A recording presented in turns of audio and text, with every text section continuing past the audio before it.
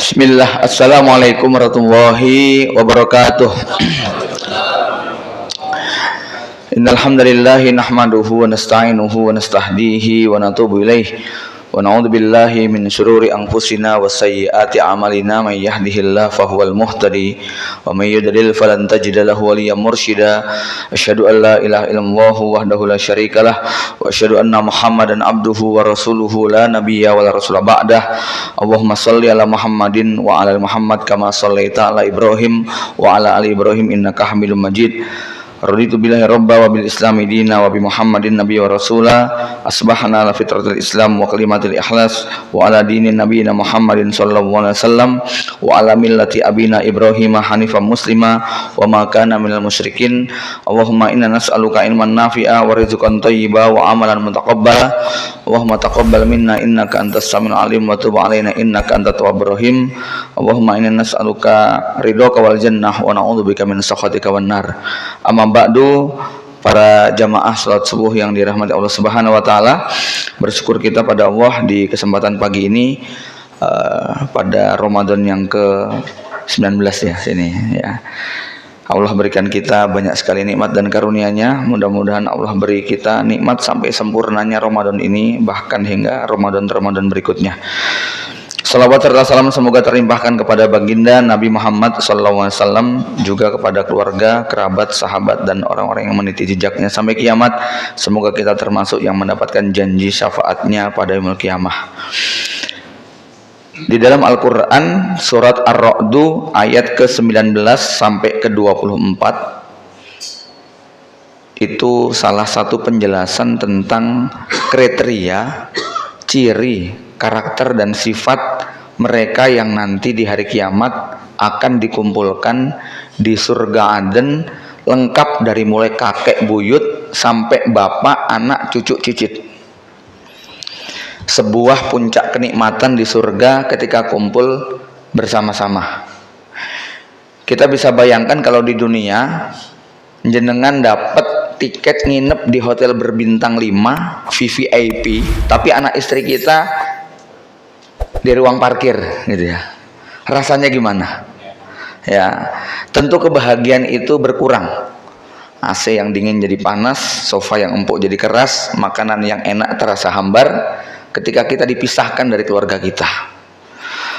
Maka ya tentu saja kalau nanti sudah di surga, Allah akan cabut segala rasa benci, rasa dendam, rasa jengkel, marah. Tapi Allah juga menceritakan bahwa puncak kebahagiaannya adalah ketika mereka dikumpulkan sama-sama di dalam surga. Ini seperti yang termuat pada ayat yang ke-23. Jannatu adnin yadkhulunaha wa man sholaha min abaihim wa azwajihim wa zurriyatihim. Mereka akan masuk ke dalam surga Aden, memasukinya bersama embah-embah mereka yang soleh, wa man sholaha min abaihim, bapak, kakek, mbah, wa azwajihim, dan istri-istri mereka. Ya, bayangin, istrinya 4 masuk surga semuanya. Masa. Wa zurriyatihim, cucunya sekian puluh masuk surga semuanya. Ya. Wal malaikatu yadkhuluna alaihim min kulli bab. Ketika mereka masuk surga disambut para malaikat yang ikut mengiring dan mereka mengatakan salamun alaikum bima sabartum fa ni'ma uqbaddar.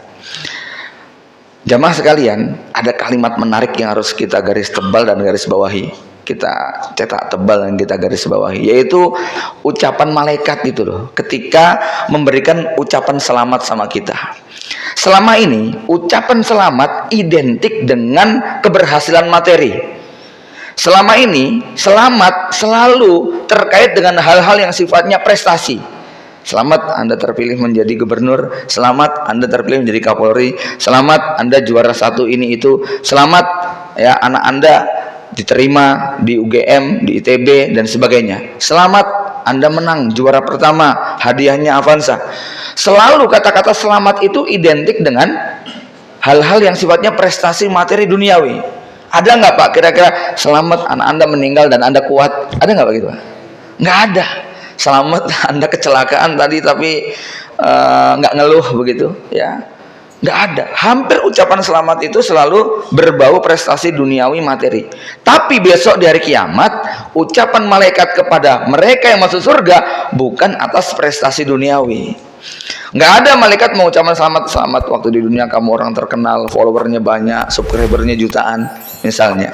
Selamat waktu di dunia Anda punya rumah mewah. Tidak. Tetapi ucapan mereka adalah apa? Salamun alaikum bima sobartum. Selamat karena waktu di dunia kamu dulu sabar banget menghadapi segala ujian hidup. Ya, dan nanti kalau kita periksa ayat itu satu demi satu, ayat tadi berbincang banyak hal terkait dengan keluarga, karena ini konteksnya sedang masuk surga sama keluarga. Ya. Dan kita akhirnya menyadari bahwa kehidupan berkeluarga modal utamanya adalah sabar di dalam mendidik mereka, sabar di dalam menghadapi kekurangan mereka, sabar menghadapi gugatan, omelan, kemarahan mereka, sabar dengan anak-anak kita yang nggak bisa diatur, sabar dengan tuntutan istri yang begitu banyak. Maka suami yang punya kriteria sabar ini, dialah nanti yang akan mendapatkan kalimat ucapan selamat, salamun alaikum bima sobartum. Jamaah sekalian, sebulan yang lalu ada berita viral bagaimana seorang ibu muda usia 35, anak 3, nekat ingin menghabisi 3-tiganya, tapi kemudian hanya 1 yang kena. Ada yang menarik ketika ibu tadi kemudian diwawancarai singkat di dalam sel sementara. Sebenarnya apa yang Anda inginkan? Jawabannya membuat kita sebagai suami kudu ngelus dada. Dia mengatakan, saya cuma pengen disayang suami. Saya tidak ingin anak saya menderita sebagaimana saya. Ya, biar dia masuk surga mumpung belum akil balik. Ya. Mudah-mudahan saya nanti diberi taubat sebelum mati.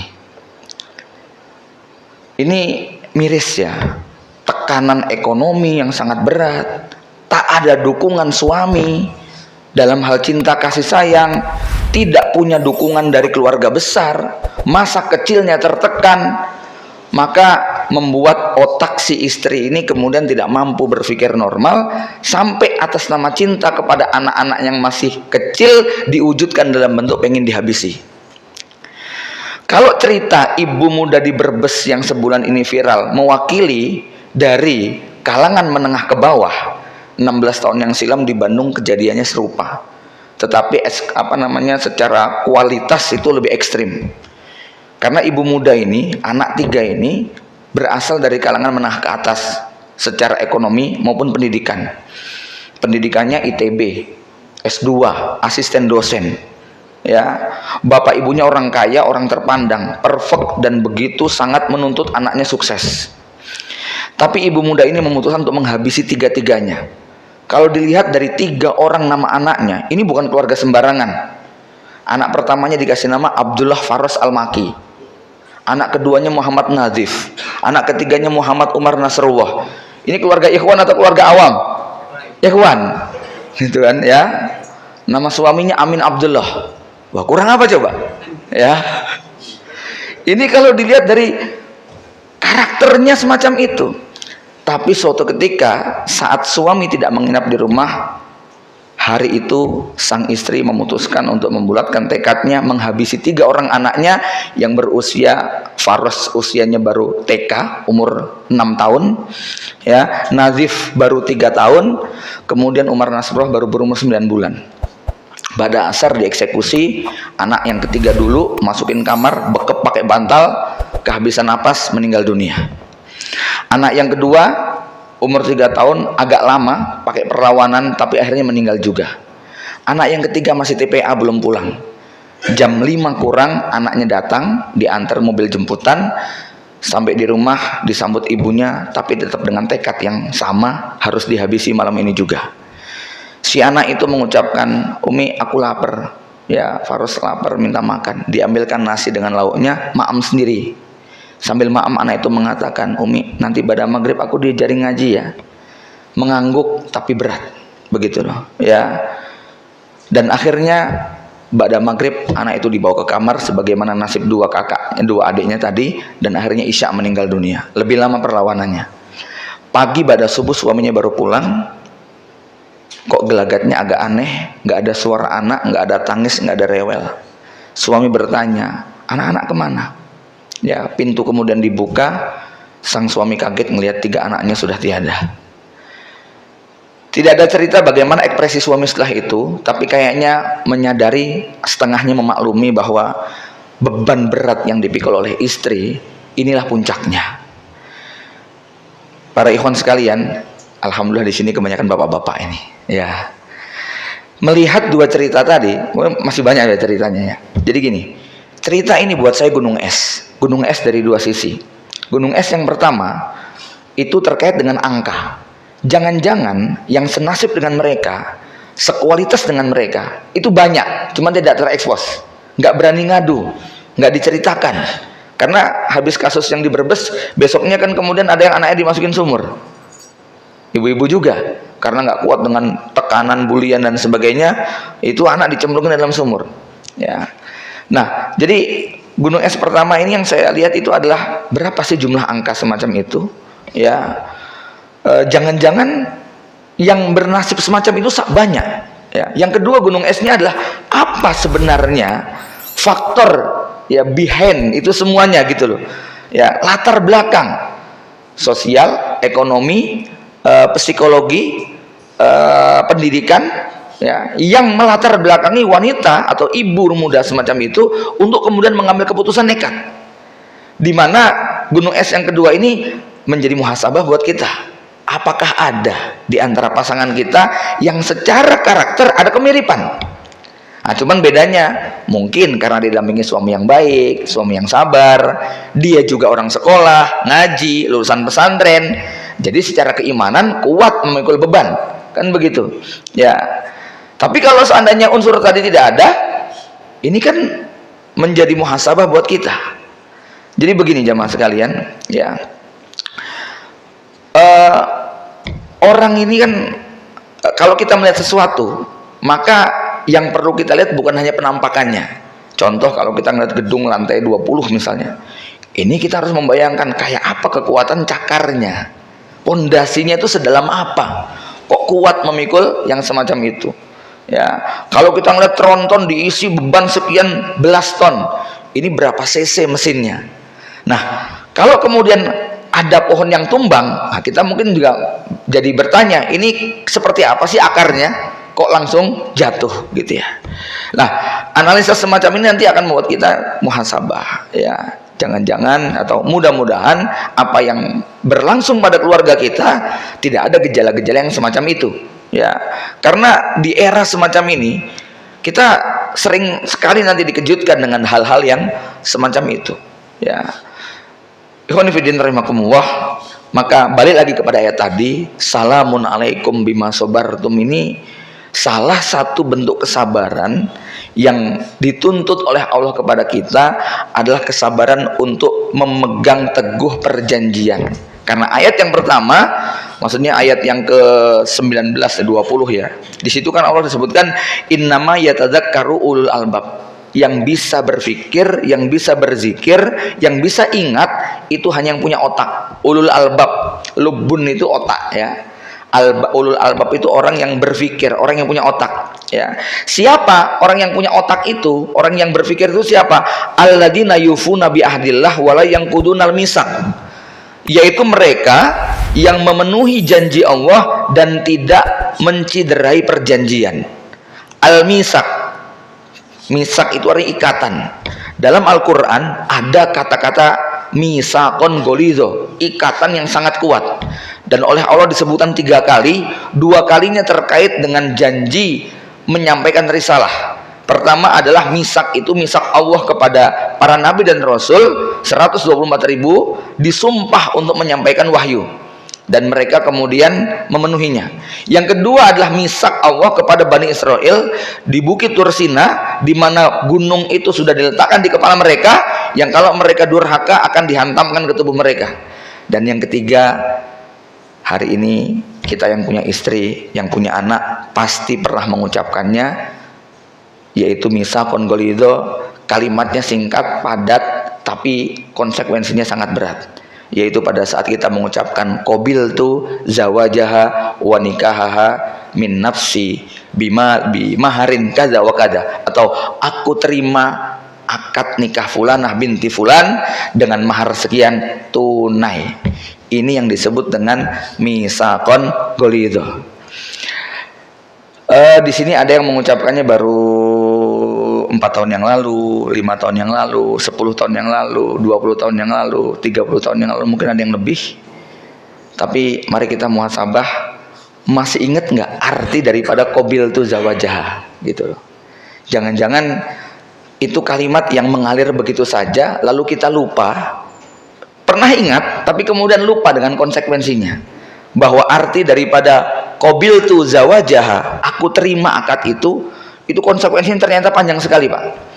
Jadi qabiltu zawajaha itu aku siap untuk menerima senyum dan tangisnya, aku siap untuk menerima omelan dan cemberutannya, aku siap untuk menanggung semua beban hidupnya, aku akan menanggung semua anak-anak yang lahir dari rahimnya, aku akan menerima segala keluh kesah dan tangisnya, aku siap untuk menerima segala kekurangan dan kelebihannya, aku siap untuk memahami, menyelami hati dan perasaannya, aku tidak akan mengkhianatinya, aku tidak akan membiarkan air matanya tumpah, aku akan membahagiakannya, aku akan menuntun tangannya ke surga, aku akan bertanggung jawab di akhirat kalau dia berbuat maksiat dan aku tidak menegurnya padahal aku mampu untuk melakukannya. Mau diterusin lagi, Pak? Wah, segini aja udah berat ini ya. Dengar konsekuensi gini aja kita sudah sangat berat sekali. Itu makna wala yang kudunal misak ya. Maka wajar kalau kemudian hadiahnya salamun alaikum bima sobartum. Betul-betul suami dituntut untuk sabar betul gitu kan ya. Bapak Ibu yang dirahmati Allah Subhanahu wa taala, maka kesabaran suami, jihad suami menafkahi istri lahir dan batin sampai akhir hayat ini butuh ilmu sabar. Jadi begini ya, buat kita yang awal menikah, ketika ketemu dengan calon kita itu mirip, calon kita itu mirip seperti gunung es, Pak. Yang kelihatan di atas itu paling hanya 10%. Maka rumusnya tuh sederhana, nikah itu cocoknya cuma 10%. Yang 90% adalah penyesuaian. Kalau kita tidak punya kemampuan menyesuaikan dengan segala perubahan, benturan adanya ya. Gunung es yang kelihatan hanya 10%, yang 90% tenggelam di bawah lautan. Ketika kita pertama kali ketemu pasangan kita lihat, wah kayaknya chemistry banget nih gitu ya, cocok banget gitu kan ya, kayaknya kalau saya sama dia bisa bahagia, kayaknya banyak sekali yang membuat saya kok klik dengan dia. Itu 10%, Pak. Nah, begitu kita kemudian qabiltu, menyelami hari-hari, maka seperti Anda menyelami gunung es, makin dalam makin nyesek ya enggak? Kalau nggak punya alat bantu yang kuat, nggak punya alat selam yang kuat gitu ya, kita sudah kelepek-kelepek itu, kehabisan napas, nggak punya oksigen untuk menyelam ke bawah, makin ke dalam tekanannya makin kuat. Tapi itu harus dijalani, nggak bisa kemudian kita hanya terima suasananya seperti suasana pengantin baru aja. Sampai kita tua ini harus kita terima konsekuensi ini.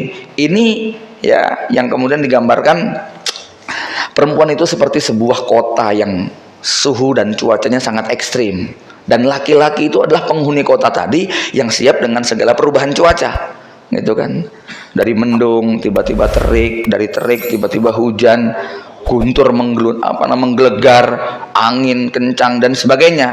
Laki-laki sebagai penduduk kota tadi nggak perlu marah dengan sikap istrinya, seperti kita nggak boleh marah dengan perubahan cuaca. Ya, hujan, ya udah masuk ke dalam, dingin pakai jaket, panas AC nyalain gitu kan ya, mau keluar deras pakai mantel. Jangan marah dengan angin, jangan marah dengan hujan, jangan marah dengan petir ya, cukup kita melakukan penyesuaian diri ya. Maka ada SMS, Ustadz gimana cara menghadapi istri yang ngambek, marah, cerewet? Jurus pertama, dengerin begitu ya, jangan dibantah. Jurus kedua ya, berusaha diusap, dipeluk ya. Jurus ketiga, coba bantu pekerjaannya. Jurus 4, jangan dinasehati kalau dia masih emosi ya. Jurus kelima, doakan dia. Ya. Jurus keenam, ajak ke mall gitu. Nah, kalau Anda langsung pakai jurus terakhir, insya Allah 1, 2, 3, 4, 5 nggak dibutuhkan gitu. Perempuan itu takdirnya senang diajak belanja, Pak, ya. Belanja itu bagi perempuan itu wisata, tapi bagi laki-laki itu teror gitu loh, ya. Itu masalahnya gitu kan, ya. Tapi saya perlu mengingatkan bahwa tingkat stres perempuan itu sangat tinggi sekali. Kenapa? Volume otaknya lebih kecil dari laki-laki, tapi bekerjanya 8 kali lipat mereka.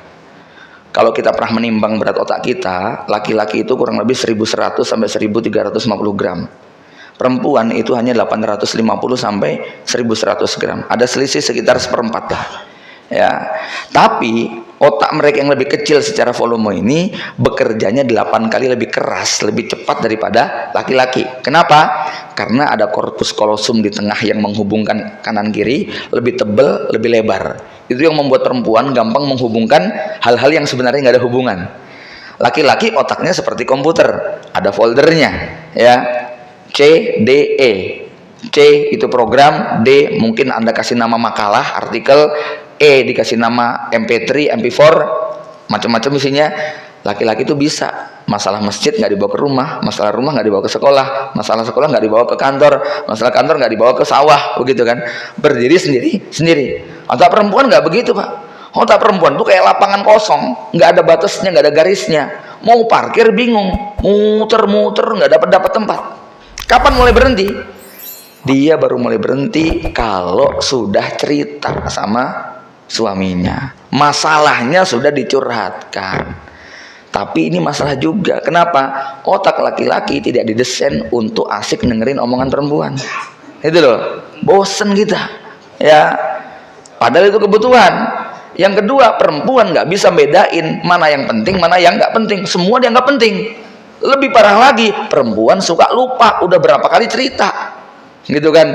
Itu yang bikin laki-laki bosan. Tapi Masya Allah. Ya. Inilah yang diajarkan oleh Rasulullah SAW. Tiap malam Rasulullah itu sebelum tidur, beliau selalu menyempatkan untuk mendengarkan semua cerita istrinya dan bertahan untuk tidak bosan. Kenapa? Parkirnya supaya endang mandek, gitu ya. Maka saya bisa duga kalau ada perempuan yang suka cerita kepada laki-laki lain, gosip dengan tetangga, kemungkinan besar tidak dapat telinga dari suaminya. Ini harus diwaspadai, ya. Kalau ibu-ibu banyak ngegosip, ya, suka cerita kemana-mana, karena memang nggak dapat tempat pembuangan sampah yang tepat. Ya, lubang sampah di telinga suaminya terlalu sempit, gitu loh, Pak. Ya, mungkin pernah dengar ya, perempuan itu, laki-laki satu hari itu berkata 7.000 kosakata. Perempuan satu hari kebutuhannya 20.000, 3 kali lipat. Ya, jenengan berangkat ke kantor pagi, pulang sore, sudah ngobrol sama atasan, sudah diskusi dengan bawahan, sudah meeting dengan mitra. Sehari sudah habis tuh 6.500. Istri di rumah cuma sama anak, baru habis 3.500. Stok kuotanya masih berapa, Pak? Masih 16.500. Itu kudu dihabisin malam itu, gitu kan? Kalau nggak dihabisin, ini mesti menyiksa batin dia. Maka dia butuh menceritakan hal-hal yang nggak penting bagi kita, tapi sangat penting bagi dia, supaya endang cepat parkir gitu kan, nggak muter-muter aja. Ya, kalau tadi dikatakan bahwa otak istri itu lebih kecil volumenya, tapi lebih keras kerjanya, itu saya umpamakan suami itu kayak tronton 5.000 cc ngangkut 20 penumpang di jalan tol itu bisa ngebut 100 km per jam. Istri itu kayak Avanza 1.500 cc dipakai ngangkut 50 orang. Ringsek lah dia. Makanya harus cepet-cepet diservis gitu loh, ya. Harus cepet diservis. Makanya suami ini Masya Allah tuntutan untuk sabar banget menghadapi istri itu ekstra, Pak. Dan Anda bisa bayangkan kesabaran Rasulullah menghadapi 9-9-nya. Yang 9 orang ini digambarkan mewakili 9 sifat utama wanita. Karakternya itu beda-beda, ya. Dan Rasul dadanya terlalu luas sekali untuk menampung 9 itu, karena yang ditampung bukan cuma 9, ya. Ratusan, lebih dari 100.000 sahabat semuanya merasa dekat sama Rasulullah SAW. Ya, inilah kehebatan hati Nabi kita Muhammad SAW. Bahkan hati beliau bukan cuma disediakan para sahabat, hati beliau disisahkan buat kita semua sampai kiamat. Ya, bahwa beliau begitu menunggu, menanti, mencintai kita dan menyediakan hatinya yang seluas-luasnya. Kembali lagi kepada tema kita tentang bagaimana makna salamun alaikum bima sobartum. Betapa kita menjadi laki-laki dituntut benar untuk punya kesabaran ekstra menghadapi pasangan hidup kita. Ya, kenapa? Inilah nanti yang akan mengantarkan kita kepada surga Allah Subhanahu Wa Taala. Sekitar 1,5 bulan yang lalu, ada kawan, istrinya meninggal. Ini contoh tentang bagaimana suami sabar. Saya tidak terlalu dekat. Ya, pernah saja dipanelkan berdua di Solo dengan di Tangerang waktu itu kalau nggak salah. Ya, sampai suatu ketika tiba-tiba saya membaca statusnya yang berbunyi tentang wafatnya sang istri. Istrinya meninggal dunia hari Senin. Hari Selasa dia bikin status. Hari Rabu saya takziah. Sebetulnya nggak mau takziah karena nggak terlalu dekat, tur jauh tempatnya. Tapi karena baca statusnya, kemudian saya bilang, Ustadz, saya insya Allah akan datang takziah. Dia mengatakan apa? Yakfika bidu'a ya akhi. Ya, anta masyghul, indaka wadifah. Cukup doa saja, Anda sibuk, Anda banyak tugas dan pekerjaan. Ya, jazakumullah khairan. Saya bilang, enggak Ustadz, saya harus datang. Ya, saya minta waktu antum, sediakan waktu untuk saya akan datang dengan anak-anak saya bawa datang dengan kamera, saya pengen diskusi dengan Anda, bagaimana Anda kuat bersabar menghadapi istri yang sakit 9 tahun, parah, penyakitnya langka, dan suaminya bertahan. Karena kalimatnya begini, statusnya berbunyi begini, yaumama satas alina ayyuhuma ahammu hayati am hayatuki wala ta'lamina satadhabina ba'idan wala ta'lamina bi annaki hayati, kata dia. Wah, ini so sweet banget loh Pak, ya. Suatu hari engkau bertanya, mana yang lebih penting, hidupku atau hidupmu? Ya, padahal engkau sebentar lagi akan pergi dan engkau tidak tahu. Ya, aku jawab, tentu saja hidupku, tapi engkau akan pergi jauh dan tak kembali lagi, dan engkau tidak tahu bahwa engkaulah kehidupanku. Ya. Kemudian status yang kedua berbunyi begini, ya.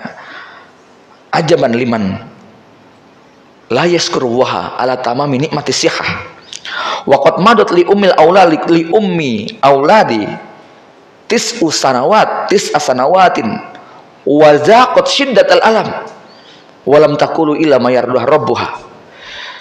Sangat aneh kepada orang yang tidak bersyukur dengan karunia kenikmatan sehat. Sungguh ibu dari anak-anakku ini telah menderita selama 9 tahun dan merasakan sakit yang la akadu asifuha wala taqulu illa ma yarduha rabbuha, yang aku tidak mampu melukiskannya, tetapi dia tidak pernah mengucapkan kata-kata kecuali yang diridhoi Allah Subhanahu Wa Taala. Rahimahullah, kata beliau, ketika ya, innaha tantakilu ila jiwarillah. Ya, dia berpindah menuju sisi Allah. Ya, fafi jiwarillah ahsanu min jiwari. Keberadaannya di sisi Allah lebih baik daripada di sisiku. Jadi sang istri sakitnya giant leg Pak, kaki lebih besar daripada kaki raksasa. Bobot terakhirnya 160 kilo. Hanya itu bisa terbaring di atas ranjang. Suaminya bukan orang yang sehat biasa. Operasi jantung 3 kali, ganti klep, kemudian penyakit-penyakit yang lain. Tapi beliau bertahan, bersabar, menjadi single parent untuk 3 orang anaknya, untuk istrinya yang tidak bisa memenuhi tugas-tugas dan kewajibannya, ya, dan tawaran nikah lagi berkali-kali. Tapi dia bertahan. Dia mengatakan kepada para ikhwan, ustadz yang nyuruh dia untuk nikah lagi, jelaskan kepada saya konsep keadilan poligami. Yang satu sakit, nggak mampu berbuat apa-apa, yang satu sehat, bahagia. Gimana saya bisa berbuat adil kepada keduanya? Demi Allah saya tidak akan menikah lagi sampai dia meninggal dunia atau dia sembuh. Ya, sampai kemudian Allah kemudian mengambilnya. Cerita mengalir 2 jam, panjang lebar. Saya tanya, Ustadz, energi apa yang antum miliki sampai Anda mampu bertahan semacam itu? Ya, dia mengatakan bahwa saya tidak memandang bahwa ini adalah istri biologis semata, tapi saya melihat ini adalah titipan Allah yang diamanahkan kepada saya. Saya harus kembalikan dengan keadaan yang sebaik-baiknya. Tahun ke-6 setelah operasi, ini leher sudah dipasang alat. kalau dicabut meninggal dunia, dipasang juga nggak sembuh, gitu ya. Biayanya jutaan, tiap bulan mungkin angka 25-30 juta hanya untuk ininya saja, ya. Akhirnya disuruh tanda tangan, cabut atau pasang. Kalau dipasang biayanya sekian, kalau dicabut ya meninggal, begitu ya. Akhirnya anaknya dipanggil, "Nak, menurut kamu gimana?" Si anak mengatakan, "Abi, kita laki-laki, kalau pakai logika nggak sanggup kita untuk menyelesaikan ini. Dari mana biayanya? Tapi kalau pakai rasa, anak mana yang tega tanda tangan untuk kematian ibunya?" Ya, Abi bertahan. Subhanallah, 3 tahun bertahan dari pos itu. 6 bulan sebelum meninggal dunia sudah pakai tabung oksigen, ya. Sampai kemudian, masya Allah, ya, saya lihat kuat sekali orang itu, gitu kan. Ya, maka saya bilang kepada anak-anak saya nyoting, "Nak, dengerin, nak, besok kamu jadi suami, ya. Nih, bersabar yang semacam ini." Dan dia mengatakan, "Ustadz, akhi," dia bilang kepada saya, "besok di hari kiamat yang akan saya persembahkan kepada Allah adalah kesabaran saya menemani dia 9 tahun dalam keadaan sakit." Begitu ya. Ini masya Allah nih, buat para suami harus melihat bahwa istri kita adalah ladang amal yang sangat besar. Pada saat yang sama saya juga disuguhi pemandangan yang sebaliknya, istri yang sabar. Kawan saya, murid saya yang sakit terhitung sudah 14 tahun. Ya, dia kecelakaan 3 tahun setelah menikah. Punggungnya patah, sarafnya putus, semua organ dari perut ke bawah nggak berfungsi. Jangankan hubungan biologis yang menjadi kewajibannya, BAB BAK saja harus menggunakan alat. Ya, tahun kedua atau tahun ketiga, ada yang kemudian mengingatkan dia, "Ya akhi, ini setannya banyak. Istri kamu masih muda, belum punya anak. Ya, harus berani menantang." Saya jadi teringat kisah Aminah Qutb ketika beliau menikah dengan Kamal As-Sasaniri di penjara. Karena Kamal begitu mengikuti postingan Aminah Qutb yang kalau bikin syair itu betul-betul bikin meleleh hati kita. Ya, syairnya sampai sekarang makin menggema. Akhirnya dinikahkan di penjara oleh Said Qutb karena Said Qutb melihat ini orang soleh, orang baik. Tapi setelah nikah ya pisah. Ya, di penjara puluhan tahun, seumur hidup. Sampai Kamal kemudian memutuskan karena rasa cintanya pada saat menjenguk, "Aku beri kamu kebebasan kalau kamu ingin minta cerai. Karena aku tidak mampu memberikan apa yang menjadi hakmu, apa yang menjadi kewajibanku." Tapi subhanallah, Aminah Qutb tegar dan kuat. Ya, kita akan melangkah di jalan dakwah dan jihad ini bersama sampai ajal menjemput.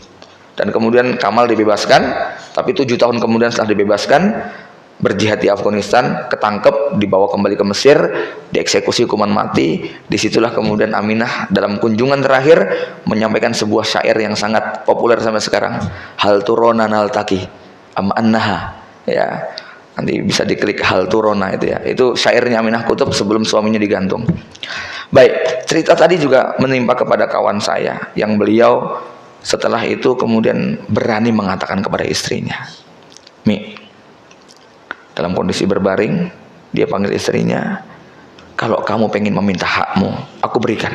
Aku ikhlas. Aku siap hidup seperti ini sendirian." Ya, kejadiannya tanggal 8 bulan Agustus tahun 2008 jam 8 malam. Angka cantik lah, ya.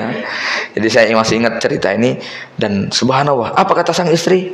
Istri mengatakan, "Abi, Mas, ya, sejak saya melihat kenyataan ini, maka saya tanamkan dalam hati saya yang paling dalam, surga saya bukan merawat anak, tapi surga saya merawat suami." Ya, bismillah. Subhanallah Pak, sampai detik ini mereka bahagia, mereka bisa menjalani kehidupannya. Ya, bagaimana kesabaran istri 14 tahun.